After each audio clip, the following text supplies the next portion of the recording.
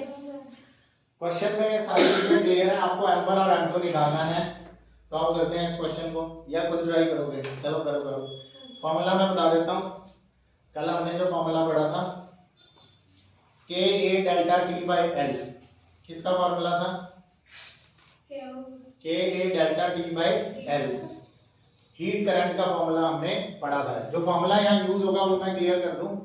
कल हमने heat current का फॉर्मूला पढ़ा था, heat current H is equal to K A delta T by L, ये हीट करंट का फॉर्मूला है।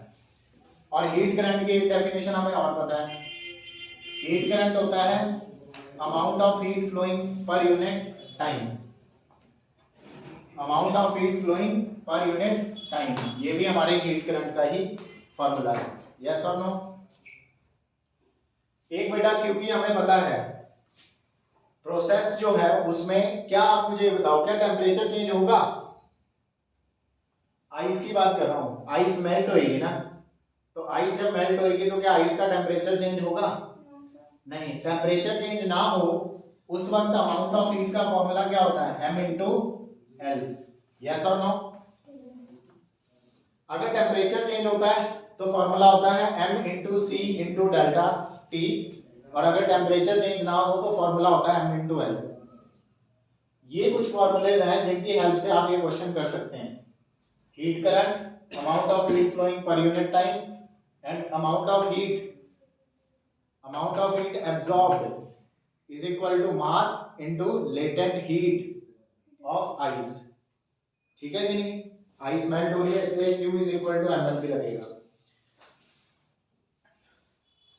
ये हमें इसलिए यूज करना पड़ रहा है, देखो ध्यान से सुनना। हीट निकालेंगे, हीट निकालने के बाद Q मिल जाएगा, Q मिलने के बाद मास मिलेगा।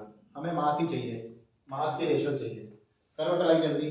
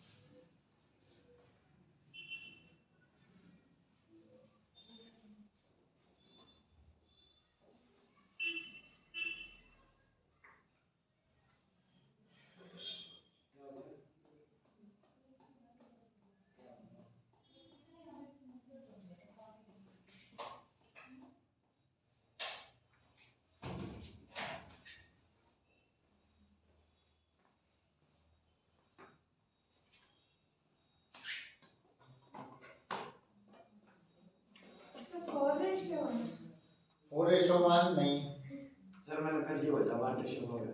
1:4 भी नहीं, 1:2 भी नहीं, 2 भी नहीं। हाँ तो अब ऐसे अंधाधुंध बोलोगे फिर तो कहाँ चलेगा काम। सर 1:2 ही है।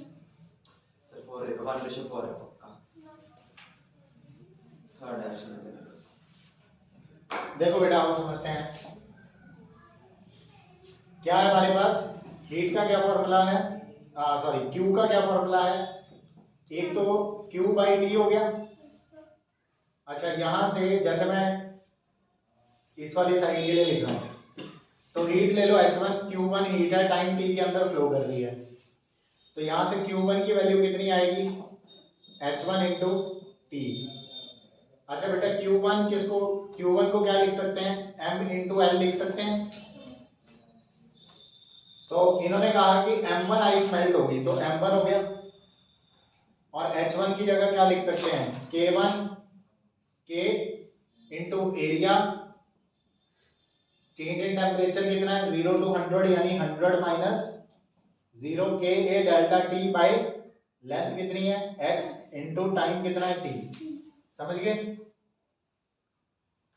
h का फॉर्मूला लगाया ना Ka delta T by L, इसका K है K, एरिया A ले लिया हमने, टेम्परेचर में चेंज आ रहा है 100 to 0 और लेंथ है इसकी x और साथ में टाइम मल्टीप्लाई किया और Q को लिख दिया m इंटू L।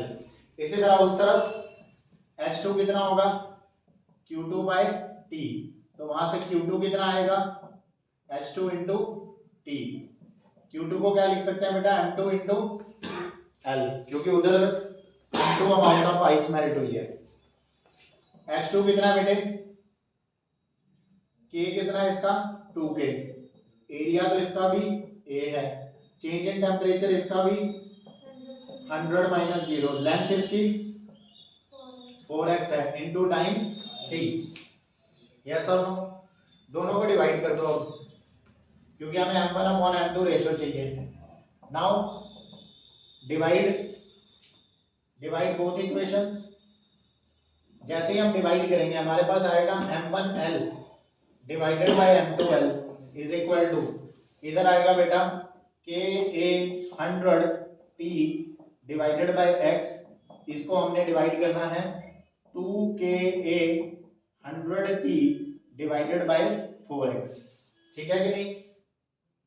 आ रही है बात समझ? डिवाइड हो रहा है इसलिए K से ये वाला K और ये वाला A 100t सब कट जाएगा, इस x से ये वाला x कट जाएगा। ठीक है, समझे? क्योंकि डिवाइड हो रहा है और यहां से ये L के साथ L कट जाएगा, हमारे पास बचेगा m1 बाय m2, इधर तो सारा कुछ कट गया तो 1 डिवाइडेड बाय 2 बाय 4, इधर बच गया 2 बाय 4। ठीक है, 2 बाय 4 को लिखा जा सकता है 4 बाय 2, ये बन गया 2 बाय 1, यानी m1 रेशियो m2 कितनी आई 2 रेशियो 1 आई। ठीक है, समझ गए? यूज करने आगे ये फॉर्मूलेज या नहीं? मैंने सिर्फ 4 रेशियो 1 छोड़ दिया 2 आ जाता वहां पर, क्या बोला आगे समझ? इसमें तो 1 रेशियो बोला ना। देखो इस एक क्वेश्चन में हमने तीनों फॉर्मूले यूज कर लिए। आइस मेल्ट हो रही है तो मेल्टिंग के टाइम पर ये फॉर्मूला यूज होता है, स्टेट चेंज होता है तो Q is equal to ml use करते हैं, टेम्परेचर चेंज होता है तो Q is equal to mc delta T use करते हैं। ठीक है, अगर आप पढ़ के आए हो तो आपको मेरी बातें समझ आ रही होंगी, पुराने लेक्चर्स ध्यान से सुने हैं तो समझ आ रही होंगी। टेम्परेचर में चेंज आएगा तो mc डेल्टा T यूज करेंगे, टेम्परेचर में चेंज ना आए सिर्फ स्टेट में चेंज आए तो m इंटू L यूज करेंगे। m हमें चाहिए, heat rate of heat flow हमें दिया हुआ है, मतलब Q1 हीट T टाइम में फ्लो करती है, तो हमने हीट करंट निकाल लिया Q1 बाय T करके, उसका निकाल लिया Q2 बाय T करके, यहाँ से Q1 Q2 निकाला, H की वैल्यू डाली जो हीट की डेफिनेशन है हीट करंट की Ka delta T by L। ठीक है बच्चे, आ गया समझ?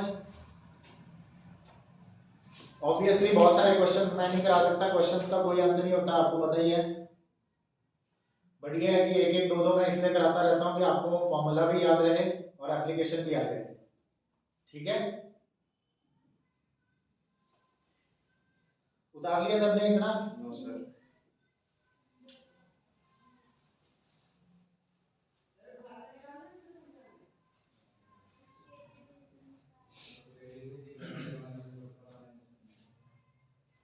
इस चैप्टर को स्किप करना हो तो स्किप भी कर सकते हैं बच्चे, बट बहुत सारा कंटेंट मिस हो जाता है। वैसे ना पढ़ने वाले तो बहुत ऐसे ऊपर ऊपर से पढ़ा के भी चले जाते हैं और पढ़ भी लेते हैं बच्चे, पर हमने ऊपर से नहीं करना।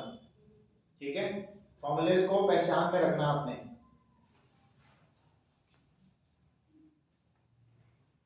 याद हो जाने चाहिए अब तक फॉर्मूलेस कौन कौन से हैं इस चैप्टर में। दो फॉर्मूले क्यू के पढ़े हैं हमने, एम सी डेल्टा टी, एक फॉर्मूला पढ़ा है m इंटू एल, फिर एक हीट करंट का फॉर्मूला पढ़ा है Q अपॉन टी, और हीट करंट का ही फॉर्मूला है Ka delta T by L। ठीक है, ये 3-4 फॉर्मूलेज हैं, इनको आपने ध्यान में रखना है। डन बेटे, हो गया सबका। नेक्स्ट जो अपने पास टर्म आती है दैट इज टेम्परेचर ग्रेडियंट। अभी कंडक्शन ही खत्म नहीं हुआ, उससे रिलेटेड ही ये सारी टर्म्स हैं। टेम्परेचर ग्रेडियंट, हम अभी तक यही तो बोलते आए हैं शुरू से लेकर कि जब टेम्परेचर डिफरेंस हमें दिखाई देगा तो हाई टेम्परेचर से लो टेम्परेचर की तरफ हीट फ्लो करेगी। तो टेम्परेचर ग्रेडियंट कोई नई चीज नहीं है, जो आपने टेम्परेचर डिफरेंस देखा आज तक वही है। ठीक है, सो नेक्स्ट हेडिंग लगाओ टेम्परेचर ग्रेडियंट। जब भी आपको ये वर्ड दिखे ना ग्रेडियंट, ग्रेडियंट वर्ड का समझ जाना। ग्रेडियंट वर्ड का मतलब होता है, ग्रेडियंट वर्ड का मीन क्या होता है, means differentiation, differentiation with respect to length. क्या मतलब होता है, लेंथ के रिस्पेक्ट में किसी चीज की डिफरेंशिएशन करना। टेम्परेचर ग्रेडियंट का मतलब है लेंथ के रिस्पेक्ट में टेम्परेचर की डिफरेंशिएशन करना। ठीक है बेटे, यस और नो? ठीक है, आपको याद होगा हमने स्टेडी स्टेट के लिए हमने बोला था, याद होगा, ऐसे लिखो, consider a rod in steady state, consider a rod in steady state. तो हमने कहा था differentiation of temperature with respect to x at constant temperature is not equal to 0, at constant time is not equal to 0। Sorry, यहां पर x क्या है बेटे, ये लेंथ ही है।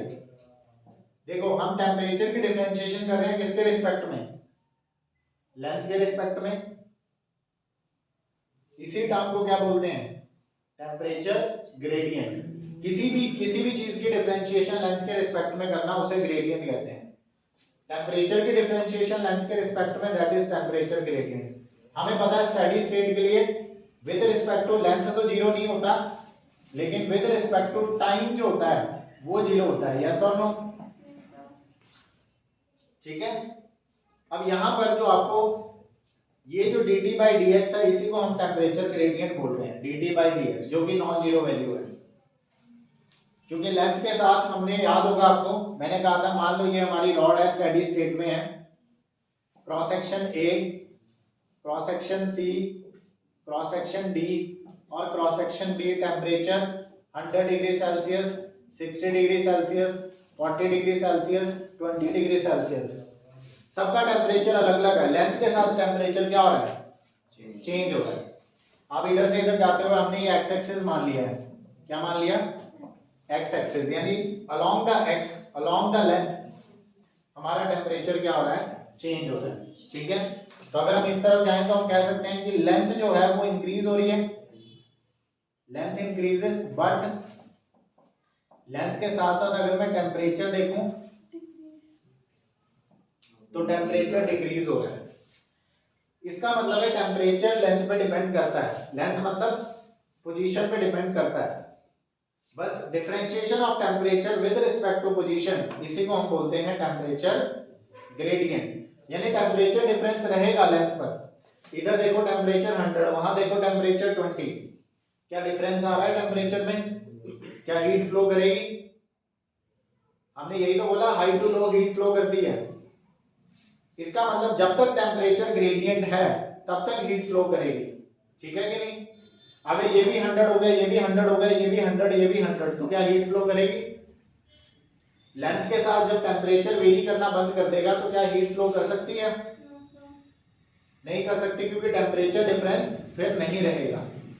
तो कंडक्शन के लिए ये बड़ी इंपॉर्टेंट कंडीशन है कि टेम्परेचर ग्रेडियंट की वैल्यू क्या होनी चाहिए, नॉन जीरो होनी चाहिए। टेम्परेचर ग्रेडियंट की वैल्यू क्या होनी चाहिए, नॉन जीरो होनी चाहिए, यानी टेम्परेचर का डिफरेंस होना चाहिए, तभी हीट हाई टेम्परेचर से लो टेम्परेचर की तरफ फ्लो करेगी। क्लियर है बच्चों?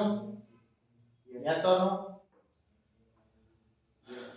तो हम इसका एक ग्राफ बना लेते हैं, इस एक्सिस पे ले लेते हैं टेम्परेचर और इस वाले एक्सिस पे ले लेते हैं लेंथ, टेम्परेचर वर्सेस लेंथ का ग्राफ।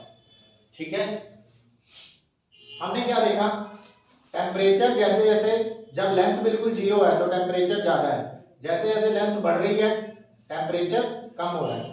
तो शुरू में टेम्परेचर ज़्यादा है, फिर धीरे धीरे टेम्परेचर लेंथ के साथ कम हो रहा है। मान लो ये 100 है जब लेंथ हमारी जीरो है, फिर लेंथ हमारी थोड़ी सी कुछ वैल्यू तक पहुंच गई तो थोड़ी और कम हो गया टेम्परेचर। देखो यहाँ से मान लो कितना आ गया, 60 पे आ गया, फिर कितना आ गया 40 पे आ गया, फिर कितना आ गया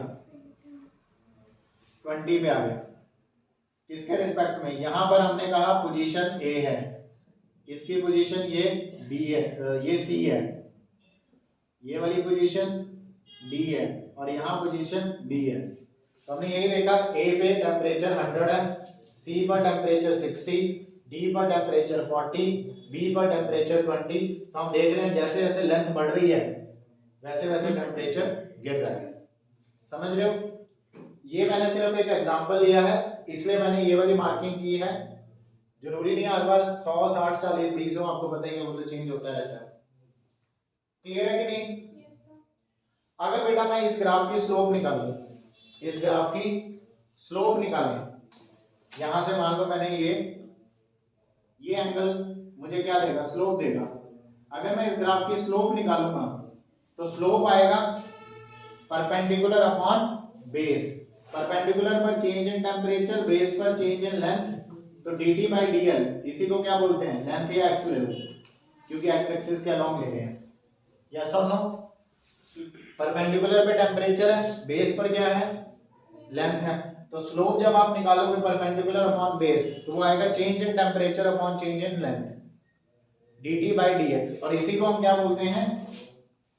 इसी को बोलते हैं ना टेम्परेचर ग्रेडियंट, यानी किसी चीज के डिफरेंशिएशन लेंथ के रिस्पेक्ट में, उसी को ग्रेडियंट बोलते हैं।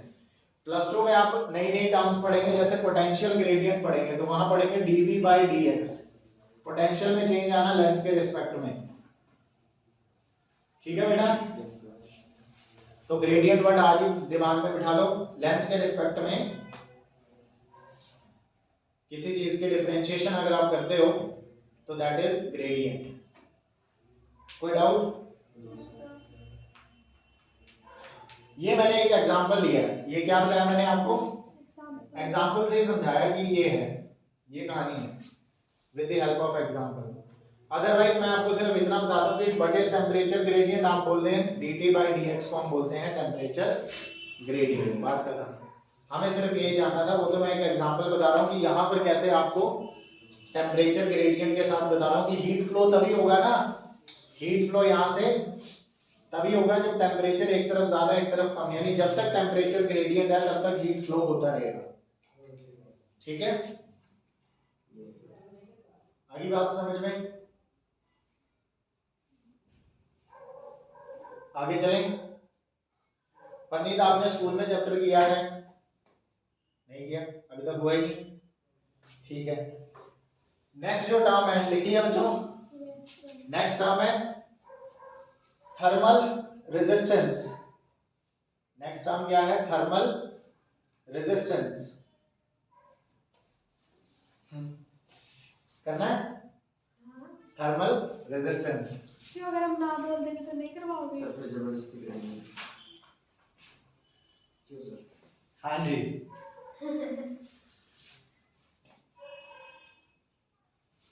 ये सारी टर्म्स कंडक्शन से रिलेटेड है। अभी कंडक्शन ही नहीं पढ़ रहा हम। एक्चुअली मैं इसलिए पूछ रहा हूँ आपसे, हो सकता है कि स्कूल एग्जाम में सब कुछ ना करें, सिर्फ कंडक्शन थोड़ा सा मोटा मोटा बताएं, सिर्फ क्वालिटेटिव आइडिया दें।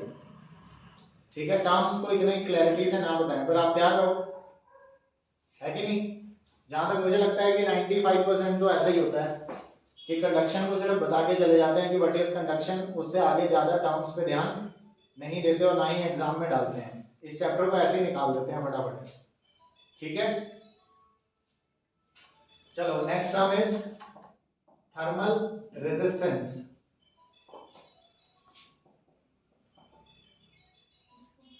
थर्मल रेजिस्टेंस को बेटा RT से डिनोट कर देते हैं हम लोग, thermal resistance.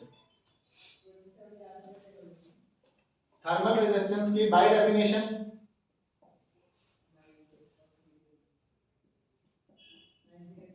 Bye definition thermal जो रेजिस्टेंस होता है that is equal to delta T by H, delta T by H.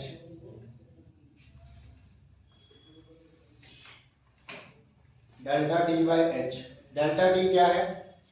Temperature difference जिसकी वजह से हीट फ्लो करती है कंडक्टर में। वेयर डेल्टा टी क्या है? Temperature difference.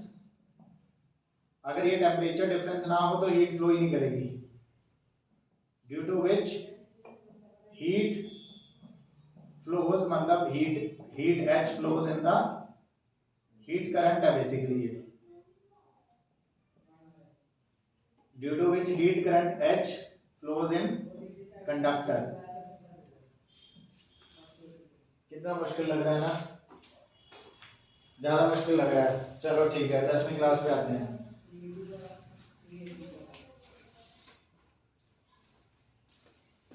Tenth class chapter electricity, हाँ जी sir. 10th class chapter electricity, कुछ याद है? याद है। चलो बहुत ही बढ़िया। 8 पता है बस। बेटे पहली चीज, वहां पर जब हम करंट लिखते थे, इलेक्ट्रिसिटी करंट आई, तो हम कहते थे चार्ज अपॉन टाइम। याद आ रहा है कुछ? हाँ, Q upon T। Q upon T, यही था।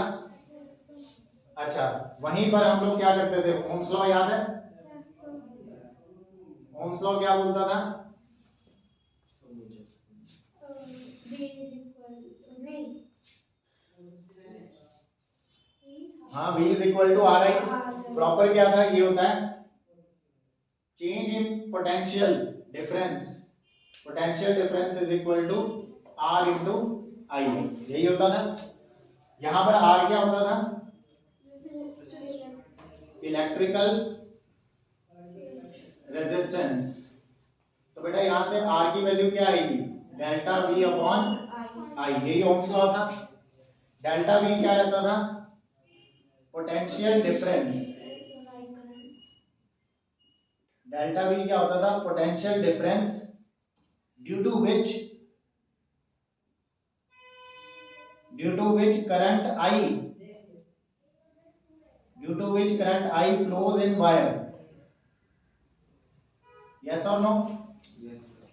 Potential difference due to which current I flows in wire. क्या फर्क है? कंपैरिजन करो, कंपैरिजन। हीट करंट, ये कौन सा करंट? Electric current. इधर कौन सा करंट? Heat current. चार्ज की जगह यहाँ क्या है? हीट। वहां चार्ज फ्लो करता है, यहाँ क्या फ्लो करता था? करंट में क्या फ्लो करता है? इलेक्ट्रिक करंट में चार्जेस फ्लो करते हैं, यहाँ क्या फ्लो करता है? हीट फ्लो करती है। पर यूनिट टाइम क्या सेम है? फॉर्मूला सेम है। रेजिस्टेंस पे आते हैं, ओम्स लॉ पे। वहां पर इलेक्ट्रिक रेजिस्टेंस, यहां पर थर्मल रेजिस्टेंस। वहां पर करंट आई किसकी वजह से फ्लो करता था? पोटेंशियल डिफरेंस की वजह से। यहां पर हीट किसकी वजह से फ्लो करती है? टेम्परेचर डिफरेंस की वजह से। कंपैरिजन करो, आसान लगेगा। अगर आपको वो इजी लगता है तो ये तो लगना ही चाहिए। फिर समझ रहे हो कि नहीं? मैं कुछ भी नई चीज नहीं बता रहा हूं। असल में ये ओम्स लॉ है, ये ओम्स लॉ ही है, लेकिन ये ओम्स लॉ हीट पे लग रहा है, वो ओम्स लॉ चार्जेस पे लग रहा है। मैं वैसे ही कह रहा हूं, ओम्स लॉ जैसा है। मेरे कहने का मतलब ये है ओम्स लॉ जैसा ही है, ठीक है कि नहीं? तो बेटा वहां पर पोटेंशियल डिफरेंस था, यहां पर टेम्परेचर डिफरेंस है। पोटेंशियल डिफरेंस की वजह से करंट आई फ्लो करता है, यहां पर टेम्परेचर डिफरेंस की वजह से हीट करंट एच फ्लो करता है। यस और नो?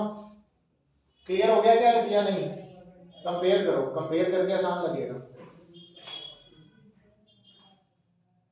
हाँ जी, लिख लिया? ये लिख लो इसको फटाफट। तो आर की डेफिनेशन अब आपको क्लियर हो जानी चाहिए कि रेजिस्टेंस, थर्मल रेजिस्टेंस किस वजह से आ रहा है? थर्मल रेजिस्टेंस आ रहा बेटे,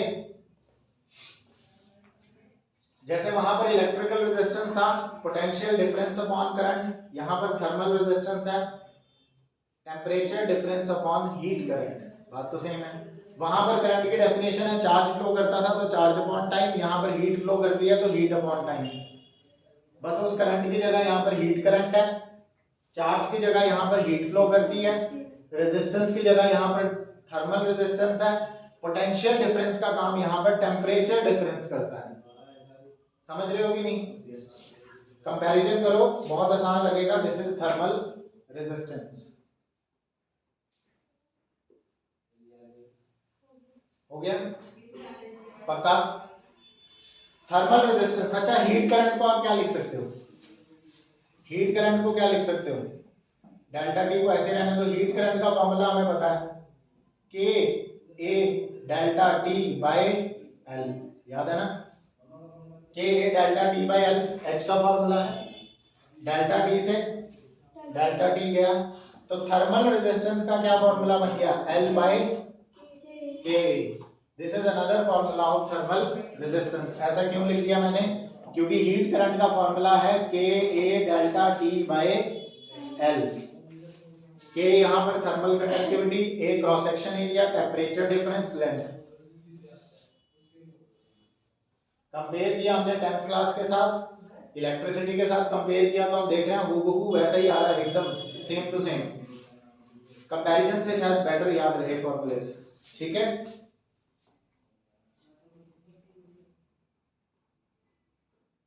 अब आसान लग रहा है?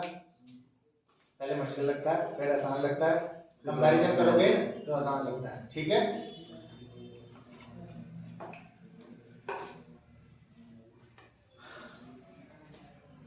तो गुरप्रीत, इलेक्ट्रिक करंट फ्लो करवाने के लिए क्या चाहिए होता है?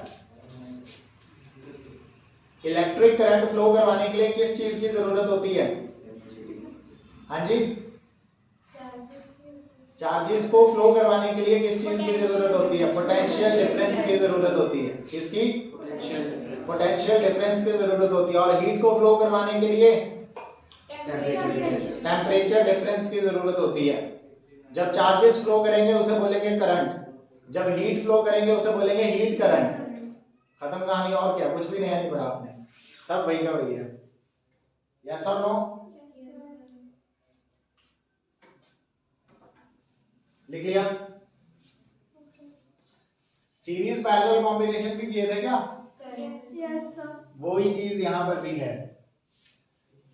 ठीक है, थर्मल रेजिस्टेंस के बाद अब आते हैं बेटा thermal resistance of combination of rods. अगला टॉपिक आता है thermal resistance of combination of rods. क्या कह रहे हो?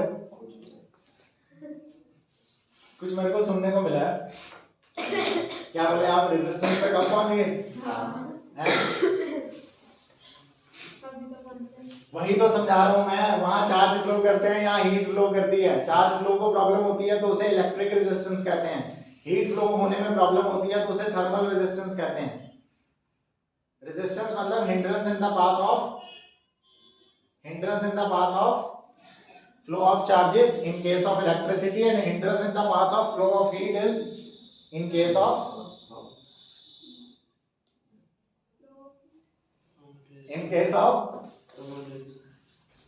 thermal properties of matter. ठीक है, in case of thermal properties।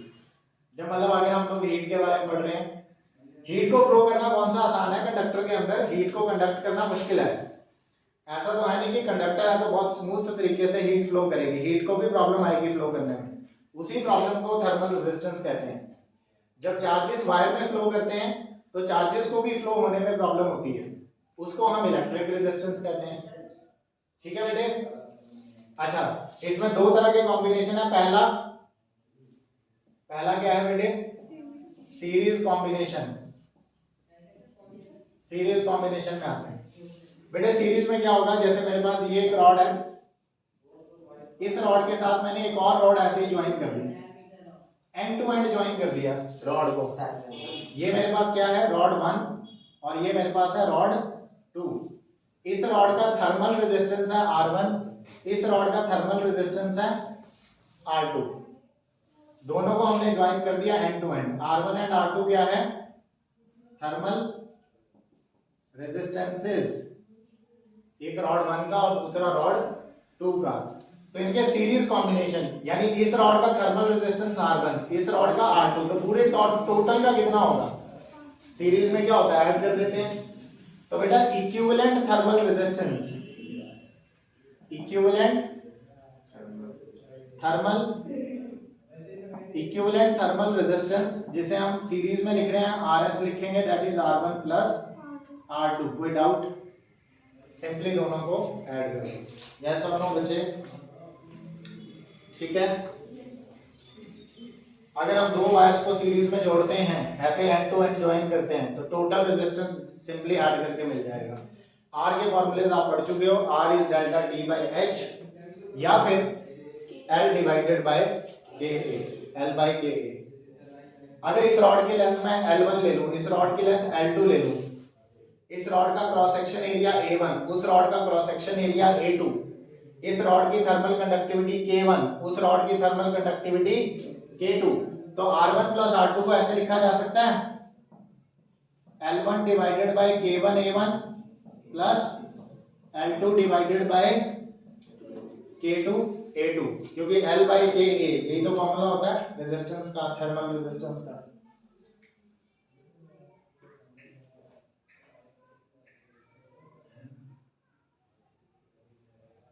Length के डायरेक्टली प्रोपोर्शनल, एरिया के इनवर्सली प्रोपोर्शनल। क्या इलेक्ट्रिसिटी में भी ऐसा ही नहीं था?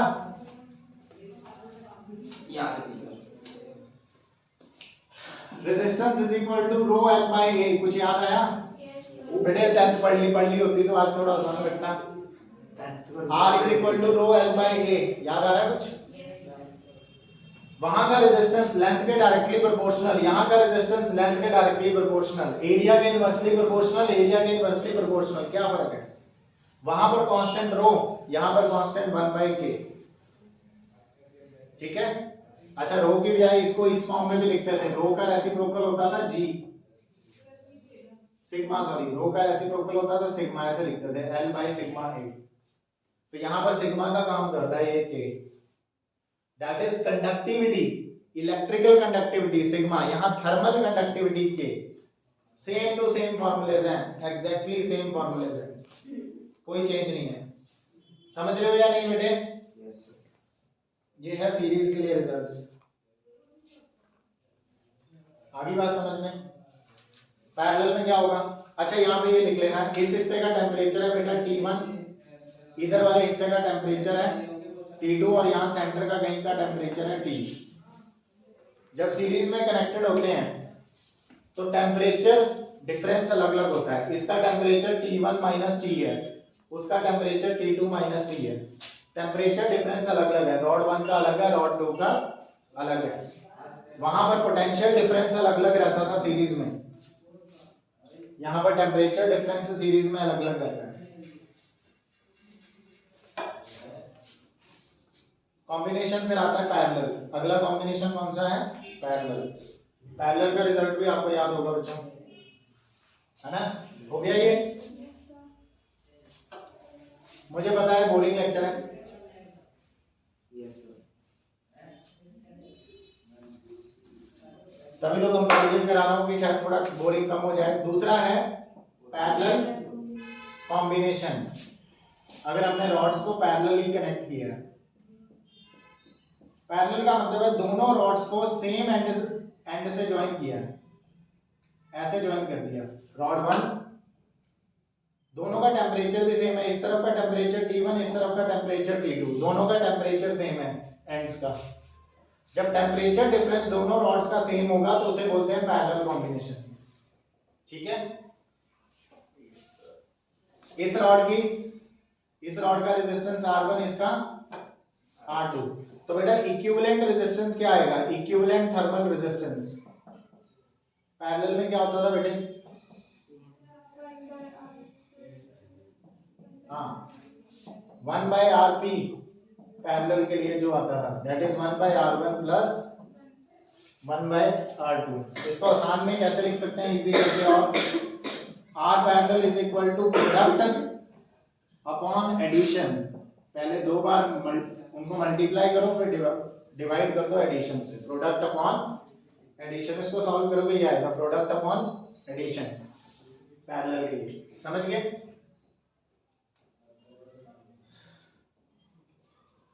ऐसा यूनिट क्या होती है रेजिस्टेंस की? उसकी सर वहां तो ओम्स होती थी, यहाँ नहीं। यहाँ पर रेजिस्टेंस की डेफिनेशन देखो, डेल्टा टी बाय एच, और एच क्या था? Q by T. तो अगर मैं एच की यूनिट देखूं तो क्यू होता है जूल्स में, टी होता है सेकंड्स में, जूल पर सेकंड, या इसको क्या बोलते थे? वॉट, है ना? पावर भी तो कहते हैं इसको। अच्छा, इस हिसाब से टेम्परेचर की यूनिट है सेल्सियस या केल्विन, और एच की यूनिट है वॉट। यस और नो? तो रेजिस्टेंस की यूनिट क्या होगी? सेल्सियस पर वॉट या केल्विन पर what.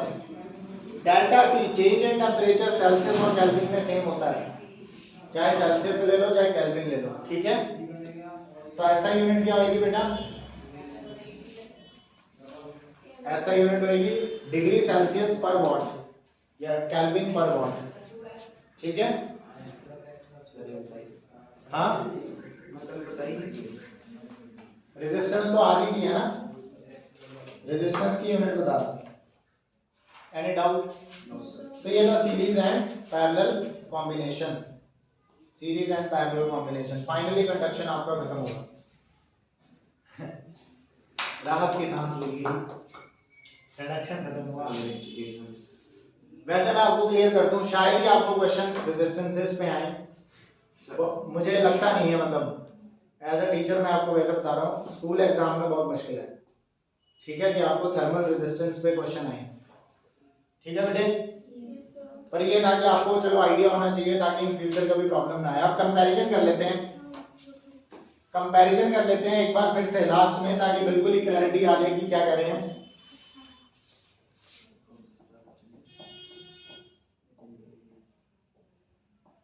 Comparison between electricity and heat, electricity and heat flow.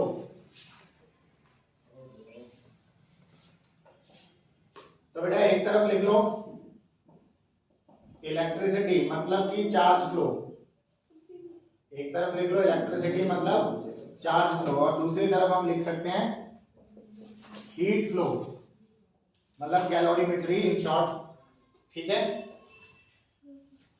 Electricity के अंदर नंबर 1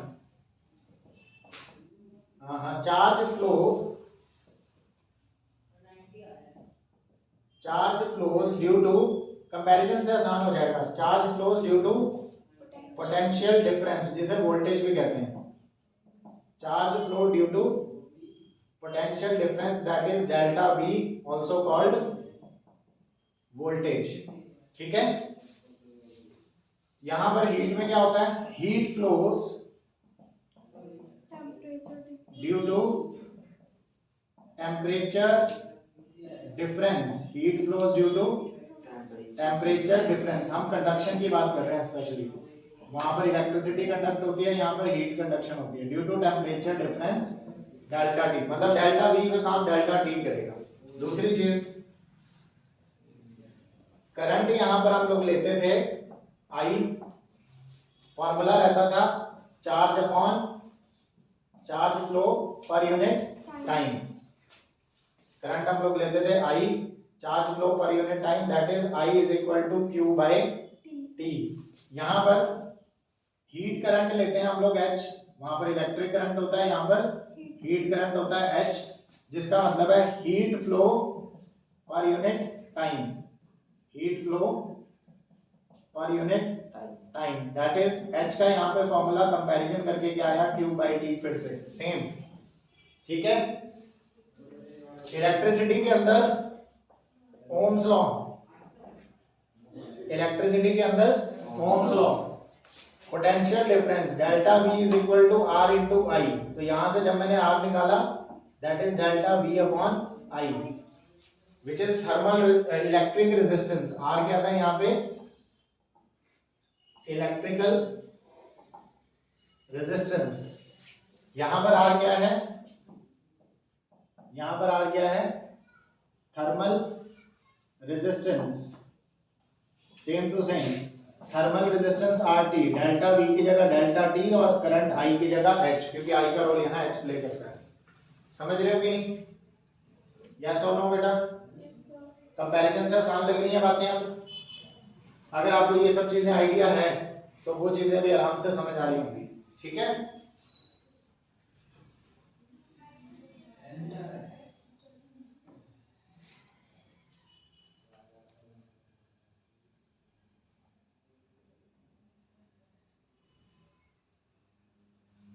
चौथी चीज ऊपर वाला लिख लिया।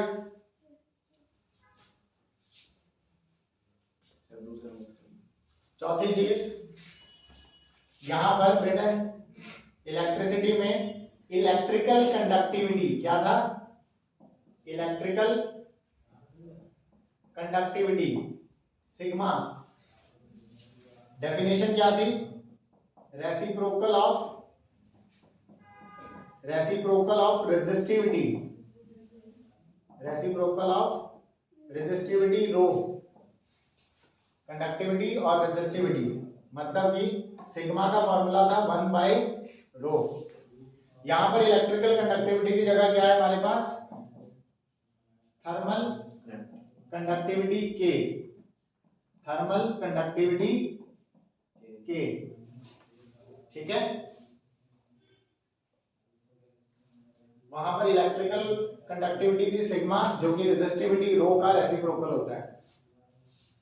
ठीक है? यहां पर थर्मल कंडक्टिविटी है के,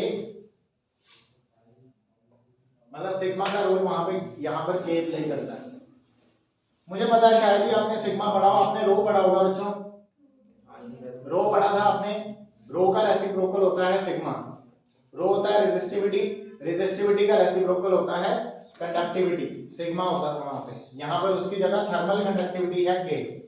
सेकंड पॉइंट हो गया सबका। नंबर 5 पॉइंट, वहां पर रेजिस्टेंस का formula R is equal to rho L by A, याद है? हाँ ऐसे नहीं, ऐसे लिखते हैं। वहां पर R is directly proportional to length, R is inversely proportional to area. इन दोनों रिजल्ट्स को जब हम कंबाइन करते थे तो हमारे पास फॉर्मूला आता था रो L बाय A, रेजिस्टेंस का इलेक्ट्रिसिटी में। रो की जगह हम सिग्मा का रेसिप्रोकल लिख सकते हैं, तो फॉर्मूला बन गया R is equal to L by sigma A। Yes और नो? अच्छा यहां पर क्या बनेगा? थर्मल रेजिस्टेंस का L की जगह तो L ही है, सिग्मा की जगह K है और एरिया की जगह A। यस और नो? एग्जैक्टली सेम फॉर्मूलेस जो वहां थे वही फॉर्मूलेस यहां है। आ रहा समझ पर नहीं बेटे? ठीक है। नहीं आ रहा? क्या नहीं आ रहा बता दो। नहीं आ रहा? कुछ भी नहीं आया? ठीक है, फिर तो आगे भी नहीं आएगा। मैं करता रहता हूं। बाकी सीरीज और पैरेलल में सेम है रिजल्ट्स। वहां पर भी सीरीज में R1 प्लस R2, यहां पर भी सीरीज में R1 प्लस R2। पैरेलल में प्रोडक्ट अपॉन एडिशन, यहां पर भी प्रोडक्ट अपॉन एडिशन। प्रोडक्ट मतलब मल्टीप्लाई कर दो R1 R2, divide by addition मतलब R1 प्लस R2। ठीक है?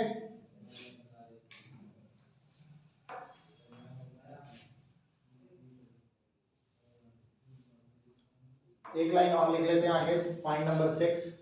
बाकी सारा हो गया बच्चों। पॉइंट नंबर 6 कंपैरिजन में एक और। आपको याद होगा इलेक्ट्रिसिटी में सीरीज कॉम्बिनेशन में क्या होता था? इन सीरीज हम कहते थे करंट सेम है। क्या बोलते थे? करंट सेम है और पोटेंशियल डिफरेंस यानी वोल्टेज अलग है ना? पोटेंशियल डिफरेंस अलग अलग आता था।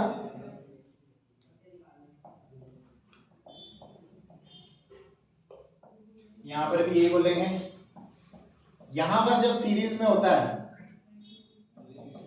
करंट की जगह होता है हीट करंट सेम होता है, हीट करंट सेम होता है। क्या डिफरेंट होता है बेटा? टेम्परेचर डिफरेंस अलग अलग होता है। सेम कहानी हमने देखा भी था सीरीज में। टेम्परेचर डिफरेंस जब दो वायर्स को ज्वाइन किया, इस तरफ T1 फिर बीच में T, तो टेम्परेचर डिफरेंस आ रहा है T1 माइनस T। और यहाँ बीच में T, फिर दूसरी तरफ T2, तो टेम्परेचर डिफरेंस आ रहा है T2 माइनस T, तो दोनों अलग अलग डिफरेंस आ रहे हैं, सीरीज में अलग अलग होता है। नंबर 7 पैरेलल में इसका उल्टा होता था, अगर आपको याद हो। पैरेलल कॉम्बिनेशन में वहां क्या होता था, पैरेलल कॉम्बिनेशन में पोटेंशियल डिफरेंस सेम होता था, यस और नो? पोटेंशियल डिफरेंस सेम होता था और करंट मिलता था अलग अलग, करंट हर रेजिस्टेंस में आता था अलग। यहां पर भी सेम है, पैरेलल कॉम्बिनेशन में टेम्परेचर डिफरेंस क्या आता है, सेम आता है, और हीट करंट क्या आता है, अलग आता है। हीट करंट डिफरेंट आता है। आई होप क्लियर हो गया होगा मैं क्या समझाने की कोशिश कर रहा हूं। तब से कंपैरिजन करो, फॉर्मूलेस आसान लगेंगे।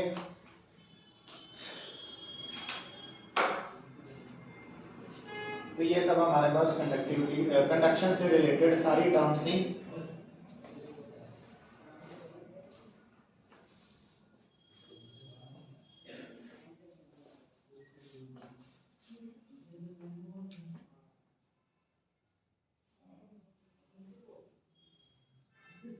गुरप्रीत आ रहा समझ? दीपक? Yes sir. वनीत?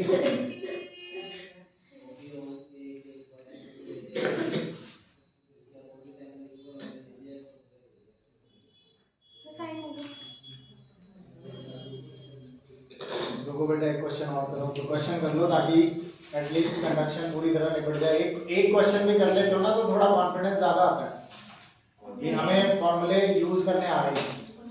ठीक है, हो गया? तो कंपैरिजन करने की कोशिश की हमने, सो दैट कि हमें क्लैरिटी रहे टर्म्स के बीच में, कुछ नया नहीं पढ़ रहे आप।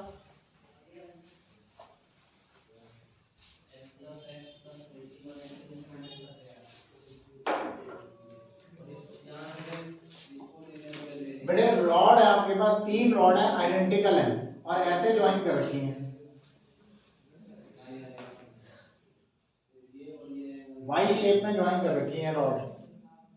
ठीक है, इधर जो टेम्परेचर है 0 डिग्री सेल्सियस, यहाँ का टेम्परेचर 60 डिग्री सेल्सियस, यहाँ का टेम्परेचर भी 60 डिग्री सेल्सियस, और इस जंक्शन का टेम्परेचर जहां पर ये तीनों रॉड, ये है बेटा रॉड 1, ये है रॉड 2 और ये है रॉड 3, तीनों रॉड एक जैसी हैं, आइडेंटिकल मतलब इनकी लेंथ, एरिया सब कुछ सेम है।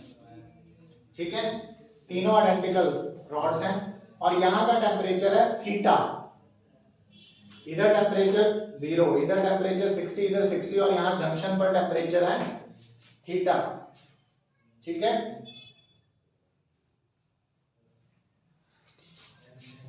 क्वेश्चन क्या है, for 3 identical rods, for 3 identical rods find junction temperature theta, find junction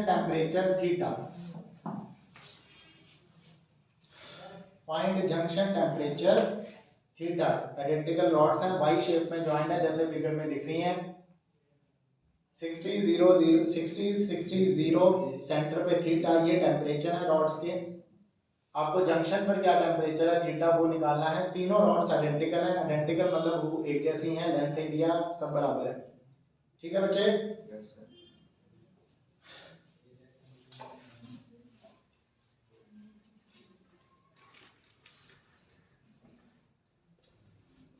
यहां से मान लो हीट फ्लो कर रही है H1, यहां से हीट फ्लो कर रही है H2, ये टोटल हीट यहाँ पे इकट्ठी हो गई, यहां से हीट फ्लो कर रही है H। ठीक है, ठीक है, अब आंसर पे आते हैं। As rods are in steady state, as rods are in steady state, हमने पढ़ा है कि हम स्टेडी स्टेट में ही मान के चलते हैं, सब कुछ इक्विलिब्रियम में है। स्टेडी स्टेट का क्या मतलब होता है, हीट फ्लो नहीं होती। स्टेडी स्टेट का क्या मतलब होता है, हीट फ्लो नहीं होती, यही पढ़ाया था मैंने। या हीट फ्लो होती है? सर होती है ब्रो, कुछ हीट थोड़ी होती है। टाइम के हिसाब से नहीं होती, टाइम के हिसाब से होती वो तो टेम्परेचर में चेंज आता है। और बताओ हीट फ्लो के बारे में बताओ स्टेडी स्टेट है। में। ना सर हीट फ्लो तो फिर वो क्या स्टेडी स्टेट में हीट फ्लो नहीं होती? होती है, इक्वल होती है, होती है। इक्वल होती है। बताया था मैंने, जितनी हीट इनपुट को दोगे उतनी ही हीट आउटपुट में मिलेगी अगर स्टेडी स्टेट है तो। याद आया कि नहीं? मैं ये नहीं कह रहा हूँ कि स्टेडी स्टेट का मतलब है स्टेडी मतलब हीट फ्लो होना ही बंद हो जाएगी, ऐसा नहीं होता। हीट फ्लो होती रहती है लेकिन इक्वल हीट रहती है। जितनी हीट आप इनपुट को दोगे आउटपुट पे उतनी ही हीट मिलेगी। अगर वेरिएबल स्टेट है तो ऐसा नहीं होता, 100% हीट फ्लो नहीं होता अगर वेरिएबल स्टेट हो। स्टेडी स्टेट में इनपुट से अगर आपने जितनी हीट दी आउटपुट में भी उतनी ही हीट निकल जाएगी। स्टेडी स्टेट का मतलब ये होता है कि टेम्परेचर फिक्स हो चुका है बॉडी के, हर पार्ट का टेम्परेचर बॉडी के फिक्स हो चुका है, हर क्रॉस सेक्शन का टेम्परेचर फिक्स हो चुका है, उससे ज्यादा हीट एब्जॉर्ब नहीं कर सकती बॉडी। इसका मतलब है जितनी हीट आप उस वक्त बॉडी को दोगे उतनी ही हीट बॉडी के दूसरे एंड से निकल जाएगी, इनपुट और आउटपुट हीट बराबर हो जाएगी। यस और नो? और हम हमेशा स्टेडी स्टेट मान के चलते हैं। तो अगर हमारी रॉड्स ये स्टेडी स्टेट में है तो जितनी हीट H1 और H2 इनपुट हो रही है उतनी ही हीट आउटपुट पे जानी चाहिए। तो अगर रॉड स्टेडी स्टेट में तो क्या मैं लिख सकता हूं कि H is equal to H1 plus H2।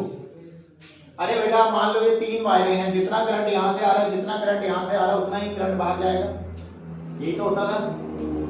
Yes sir. Yes और नो? तो H is equal to H1 plus H2। H का फॉर्मूला बेटे K A delta T by L, यही होता है। मैंने कहा तीनों रॉड्स आइडेंटिकल हैं, यानी इनका सब कुछ बराबर है, इनका K सेम होगा, इनका एरिया सेम होगा, इनकी लेंथ भी सेम होगी, पर इनका टेम्परेचर डिफरेंस अलग अलग होगा। टेम्परेचर डिफरेंस अलग अलग दिख रहा है, इसका अलग है, इसका टेम्परेचर डिफरेंस अलग है और इसका टेम्परेचर डिफरेंस अलग है। बात समझ आ रही है? सिर्फ डेल्टा टी को छोड़कर बाकी सब चीजें सेम है क्योंकि रॉड्स कैसी हैं?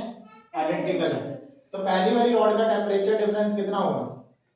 हीट यहां से यहां फ्लो कर रही है, मतलब ये हाई है और ये लो है, तो थीटा माइनस 0।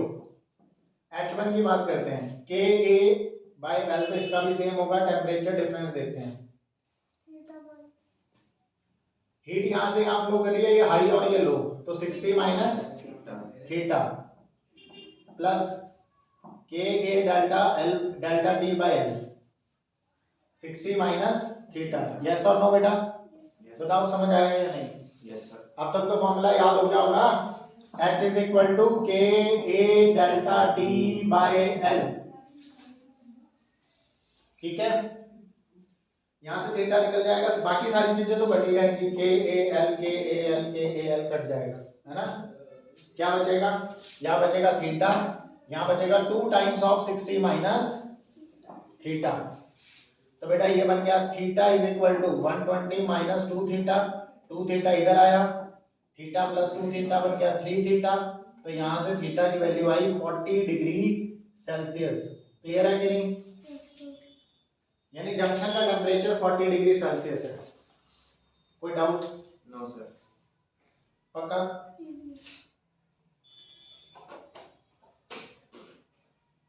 तो आपको अब थोड़ा थोड़ा आइडिया हो गया, जितने क्वेश्चन मैं करा सकता था इन बिटवीन दिस क्लास मैंने करवा दिए हैं। न्यूमेरिकल पॉइंट ऑफ व्यू से अगर मैं आपको बताऊं तो शायद ही स्कूल एग्जाम में कुछ ज्यादा इस टाइप के क्वेश्चंस आपको मिले, शायद ही। ठीक है,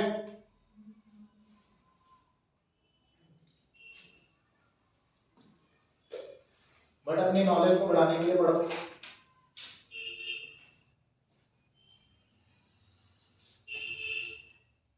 समझ आ गया इस बार का लेक्चर आज का?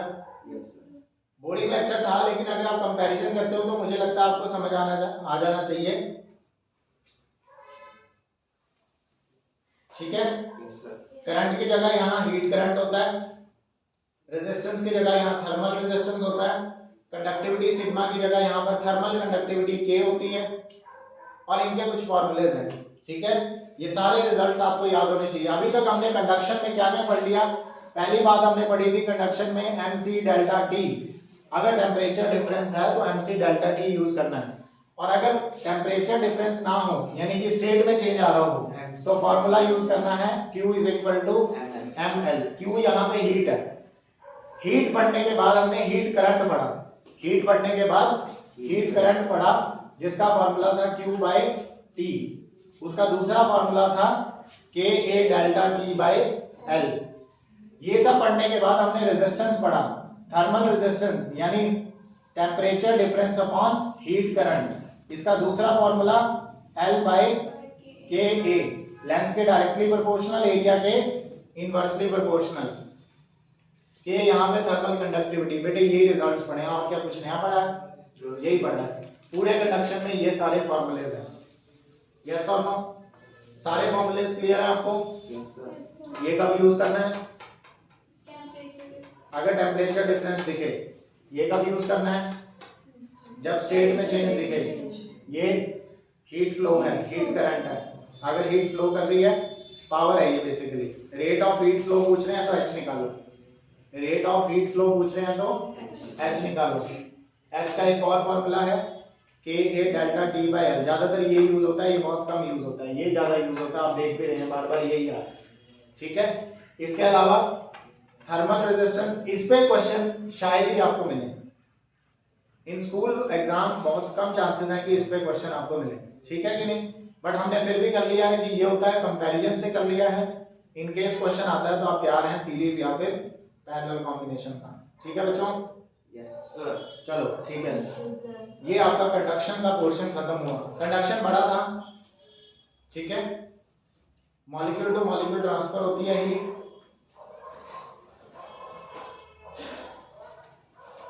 कन्वेक्शन में सिर्फ इंट्रोडक्शन है। कॉम्प्लेक्स कन्वेक्शन जो दूसरा mode of transfer of heat है कन्वेक्शन, वो सिर्फ वर्बली मैं आपको बता दूंगा थोड़ा सा, बस आपको थोड़ा सा आइडिया होना चाहिए कि कन्वेक्शन क्या चीज है। कॉम्प्लेक्स टॉपिक है, कोई ऐसा स्टैंडर्डाइज रिजल्ट नहीं है हमारे पास, ऐसे कोई फॉर्मूले कन्वेक्शन में नहीं है, ठीक है। इसके बाद आती है रेडिएशन। रेडिएशन सबसे ज्यादा इंपॉर्टेंट टॉपिक होगा इस चैप्टर का आफ्टर थर्मल एक्सपेंशन। सबसे ज्यादा इंपॉर्टेंट टॉपिक होगा आफ्टर थर्मल एक्सपेंशन। मैं क्यों कह रहा हूं इंपॉर्टेंट, मतलब स्कूल एग्जाम्स के हिसाब से बता रहा हूं, फेवरेबल टॉपिक्स। थर्मल एक्सपेंशन आ सकता है स्कूल के एग्जाम्स में, और रेडिएशन से क्वेश्चंस आ सकते हैं स्कूल के एग्जाम में, रेडिएशन से, ठीक है। तो अगर किसी को ये करना हो कि सर बहुत ही इंपॉर्टेंट और सिलेक्टिव पढ़ना है, तो वो सिर्फ इस चैप्टर में थर्मल एक्सपेंशन का टॉपिक और रेडिएशन का टॉपिक पढ़ ले, ठीक है। बाकी जो नॉलेज के लिए पढ़ रहे हैं बस उनको तो सारा ही पढ़ना है, कंडक्शन भी, कन्वेक्शन भी, और रेडिएशन भी, थर्मल एक्सपेंशन भी। यस और नो? ठीक है, चलो बेटा, okay, thank you. Thank you, sir.